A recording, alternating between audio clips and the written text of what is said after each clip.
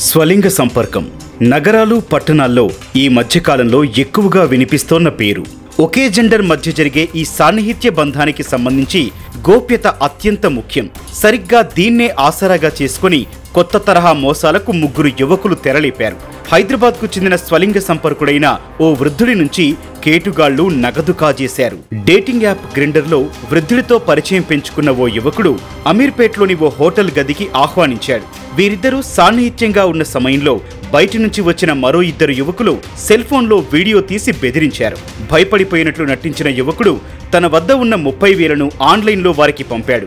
ఇది చూసి అదిరిపోయిన వృద్ధుడు సైతం తన వద్ద ఉన్న 8,000 రూపాయలు వారి చేతికిచ్చి అక్కడి నుంచి తప్పించుకున్నాడు. అంతటితో ఆగని యువకులు మరోసారి వృద్ధుడికి ఫోన్ చేసి 20,000 ఇవ్వాలని, లేకపోతే కుటుంబ సభ్యులకు ఆ వీడియో పంపుతామని బెదిరింపులకు దిగారు. తాను మోసపోయానని గ్రహించిన ఆ వృద్ధుడు పంజాగుట్ట పోలీసులను ఆశ్రయించాడు. పోలీసులు ఆ ముగ్గురు యువకులను పట్టుకుని కేసు నమోదు చేశారు. వీరు ఇదే తరహాలో కూకట్పల్లి, గచ్చిబౌలి, బంజారాహిల్స్ ప్రాంతాల్లో కొందరిని హోటల్, నిర్మానుష్య ప్రాంతాలకు రప్పించి దోచుకున్నట్లు పోలీసుల విచారణలో తేలింది. ఇలాంటి వ్యవహారాలు బయటకు తెలిస్తే పరువు పోతుందని బాధితులు ఎక్కడా ఫిర్యాదు చేయకపోవడంతో కేటుగాళ్లు మరింత రెచ్చిపోతున్నారు.